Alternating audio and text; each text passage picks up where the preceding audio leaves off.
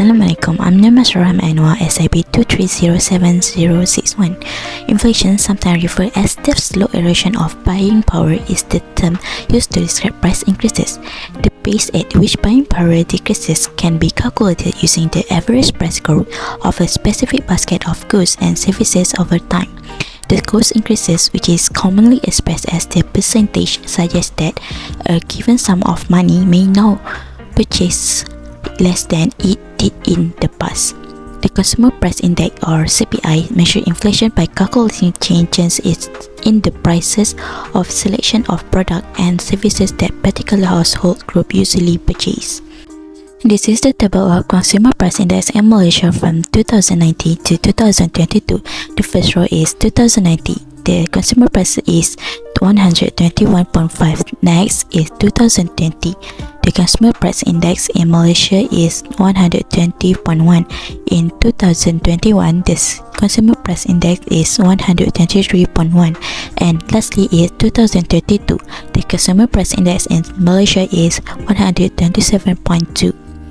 This is the calculation on how we got the consumer price index increase. We use the formula to get it.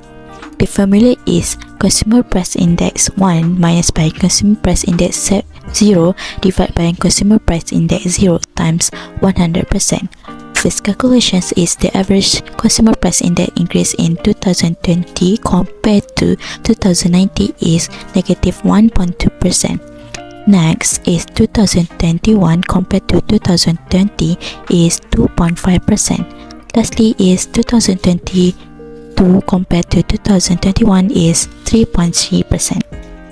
Assalamualaikum, my name is Samana Shah binti Irwan and my ID number is SIB 230700146. I will be explaining about the main cause of inflation. So the first is cost push inflation result from increased production cost for factors like labor, capital, land and entrepreneurship. Producers maintain profit margins by raising prices while keeping production levels steady. Factors driving cost push inflation includes higher wages, raw material prices, and taxes. Prices rise as the producer pass on increased cost to consumers. This inflation type occurs when demand for goods and services remain relatively stable. Let's take a look at how cost push inflation works using this simple price quantity graph. The graph below shows the level of output that can be achieved at a price level. As production costs increase, aggregate supply decrease from AS1 to AS2 given production is at full capacity, causing an increase in the price level from P1 to P2.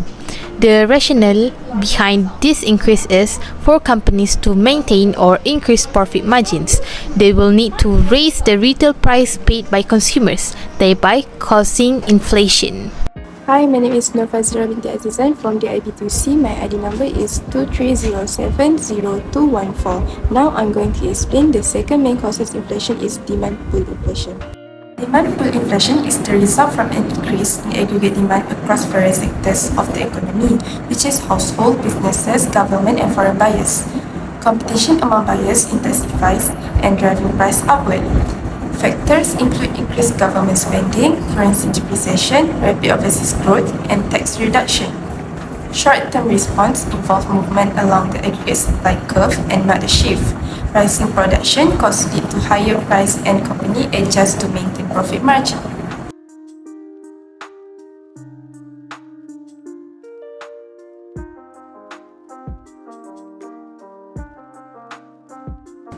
Hi, my name is Nur Fatin Akilah binti Nurdi Effendi and my ID number is SIB 230700160 and I am going to talk about how inflation affects the B40 household in Malaysia. I am going to explain the negative and positive side of inflation. The negative side of inflation to B40 household in Malaysia. The first one are inflation reduces purchasing power. Inflation decreases the purchasing power of money, making it increasingly difficult for B40 households to afford basic products and services with their limited incomes. This might result in a decline in their level of living as they struggle to satisfy basic requirements like food, shelter, and healthcare. Next one are higher cost of living.